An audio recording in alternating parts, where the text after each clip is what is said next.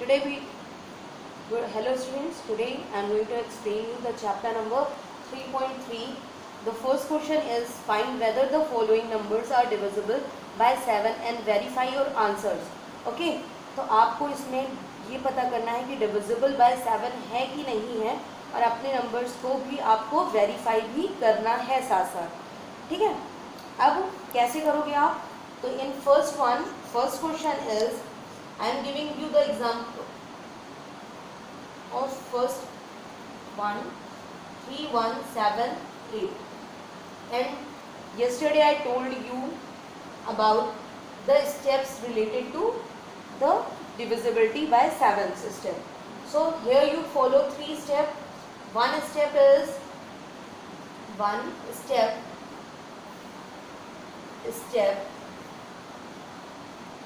is to double up the last number.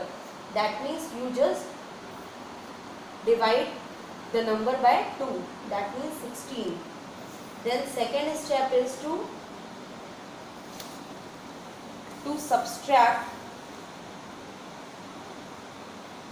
the rest number, means this number, with the double up number. आपको पहले step में जो पहली last digit number है उसको double up करना है. जो भी आएगा, जो रेस्ट डिजिट है सेकेंड स्टेप में, उनको उसको डबल अप वाले नंबर से माइनस कर देना है. देन यू माइनस इट, तो आपका नंबर आ जाएगा 301.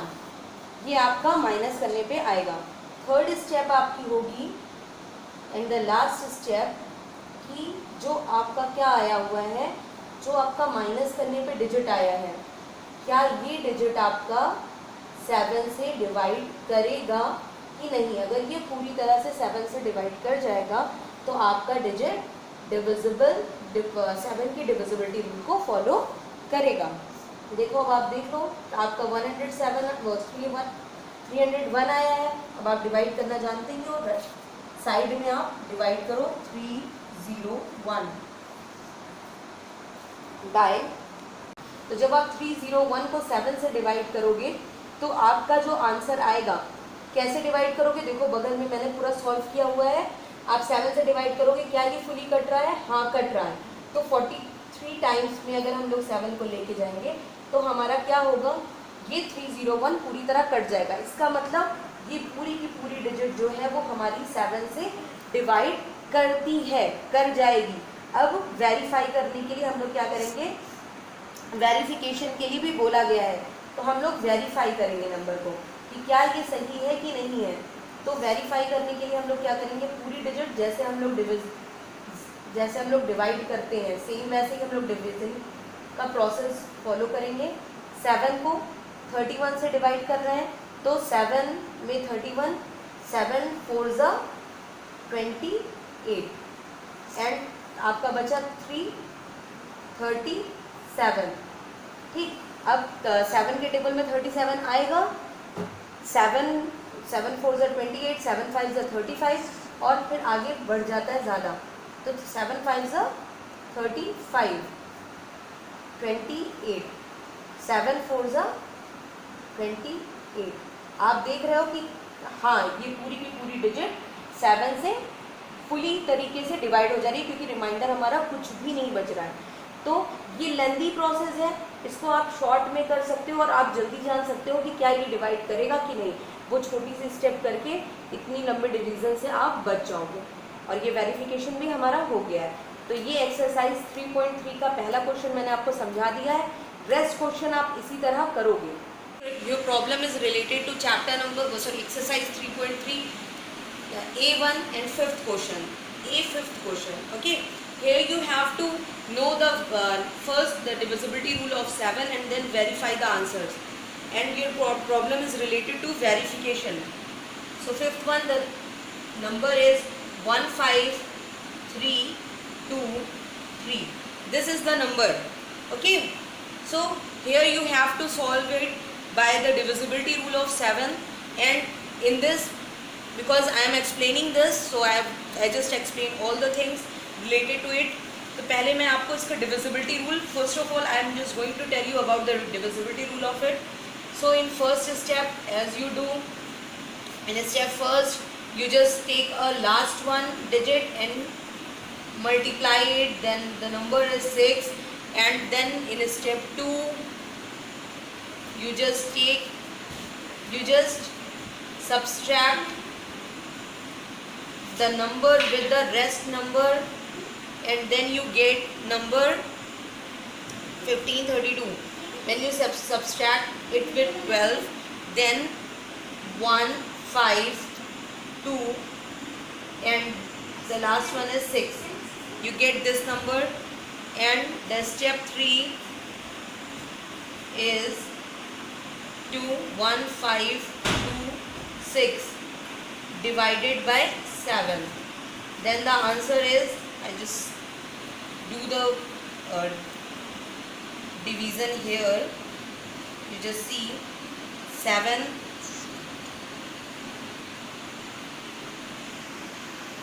1526 divided by 7. Then 7 2s are 14, 1 to 12, 7 1s are 7, and then the number you get is 12 minus 7, 7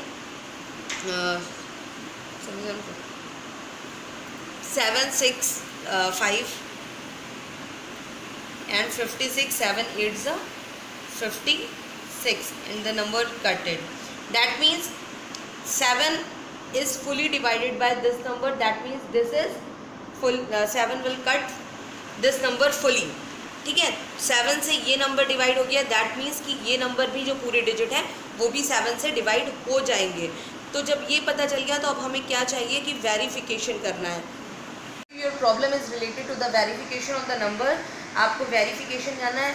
आपको पता है वेरीफाई करने के लिए आपको क्या करना पड़ेगा. ये पूरे डिजिट को आपको देखना होगा कि क्या ये 7 से आपका पूरा का पूरा डिजिट डिवाइड हो रहा है कि नहीं. तो अब ये पूरा डिजिट लिखो और जैसे आप डिवाइड करते थे आप सेम वैसे ही डिवाइड करोगे. 7 2 ज़ा 14 कटा 1 3 13, 7 1 ज़ा 7, बचेगा आपका कितना. 7 से जब आप करोगे 13 जाएगा नहीं, तो आपका बचेगा सिंपल सा 6. ठीक, 6 बचा. 6 2 ज़ा 62 आ जाएगा. 6 2, तो 62 आपके टेबल में आएगा. 7 7 ज़ा 49, 7 8 ज़ा 56, 7 9 ज़ा 63. तो आपका 62 कम हो रहा है तो आपका क्या हो जाएगा. 7 8 ज़ा 8 टाइम लेके जाओगे आपका आएगा 56. 56 का करोगे तो आप ये 12 हो जाएगा. 12 में से 6 आएगा और 5 से 5 कट जाएगा. फिर आपका 6 आएगा. 63 अभी टेबल पढ़ा है हम लोग ने और आपको पता है कि 7 9 ज़ा 63 होता है. अब आप देख रहे हो कि पूरा का पूरा आपका कट गया. ये आपका प्रूफ दे रहा है कि हाँ वो जो हमने फॉलो किया था वो सब कुछ सही था और ये 7 जो है पूरा पूरा इस डिजिट से डिवाइड हो जा रहा है और ये डिविजिबिलिटी रूल को फॉलो कर रहा है.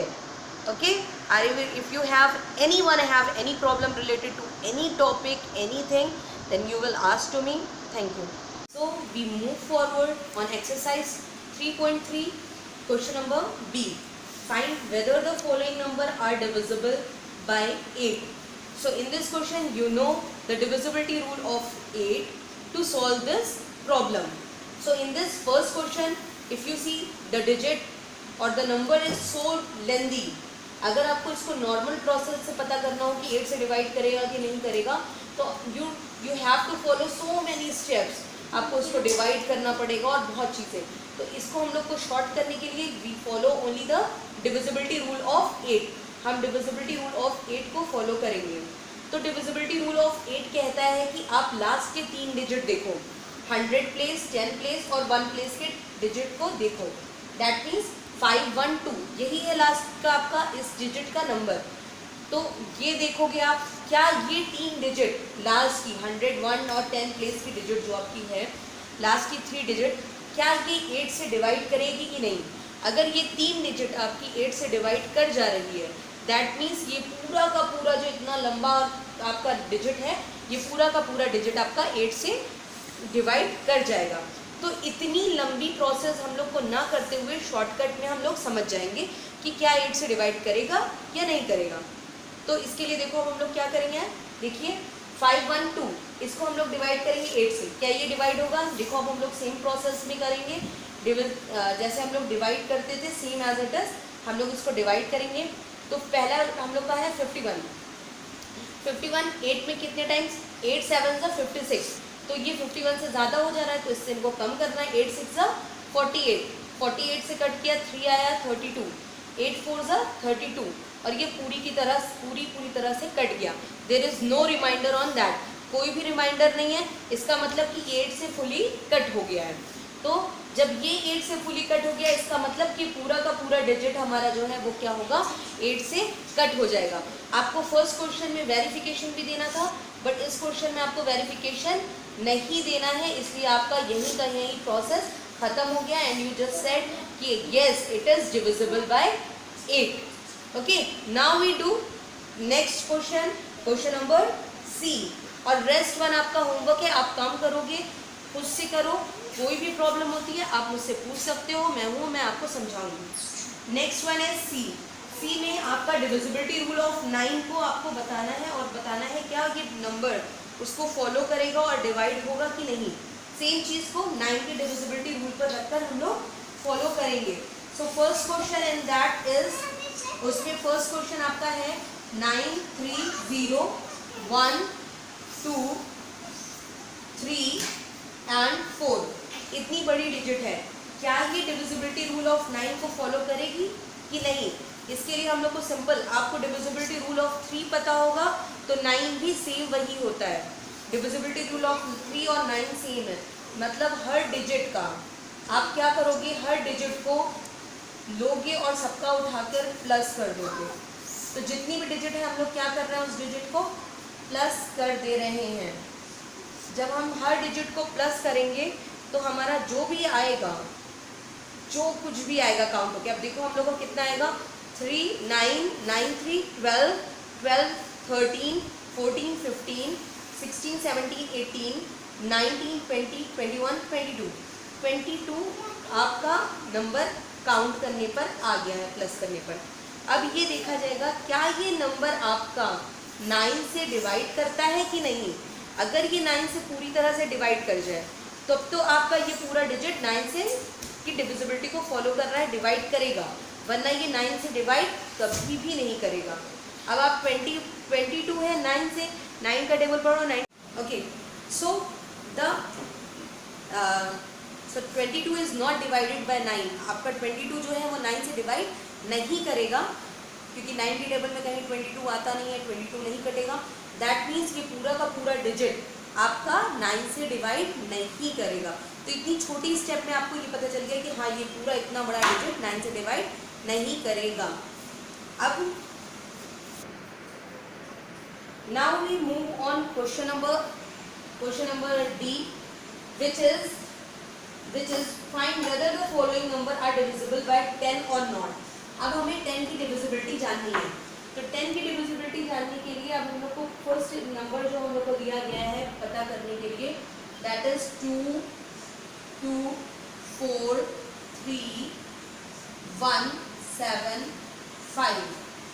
तो सिंपल सी बात बताई गई है, 10 की डिविजिबिलिटी रूल आप पढ़े होंगे, तो 10 की डिविजिबिलिटी रूल में सिर्फ एक चीज़ देखनी है, वो है 1 प्लेस। 1 प्लेस को आपको देखना है, अगर 1 प्लेस पे आपका क्या है? 0 है। अगर 1 प्लेस पे क्या है? 0 है। अगर 0 है तब तो वो 10 से डिवाइड करेगा, अदरवाइज नहीं डिवाइड करेगा।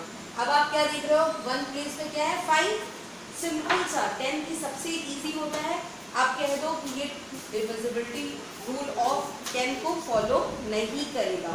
इसी तरह और भी आपका एग्जांपल है, सेकेंड वन में 0 है, थर्ड में 0 है, दैट मीन्स सेकेंड थर्ड वाला जो है आपका डिविजिबिलिटी रूल ऑफ 10 को फॉलो करेगा। उसके बाद आपका 3 है, 5 है और फिर 0 है लास्ट वन। तो आपका सिर्फ और सिर्फ 2 3 और 6 वाला 10 की 2 3 और 6 वाला ही 10 की डिविजिबिलिटी रूल को फॉलो करेगा, अदरवाइज रेस्ट वन कोई भी फॉलो नहीं करेगा। अब ये मैंने आपको 3.3 अच्छे से एक्सप्लेन कर दिया है। आपको इसमें से कोई भी प्रॉब्लम हो आगे के क्वेश्चन सॉल्व करने में, किसी में भी A B C D किसी भी ऑप्शंस में, किसी भी डिविजिबिलिटी में आप मुझसे पूछ सकते हो। और खुद से सॉल्व करो और अच्छे से सॉल्व करो। आगे की डिविजिबिलिटी मैं आगे बताऊंगी, उसके लिए भी वीडियो सेंड करूंगी, आप कर लेना। Thank you.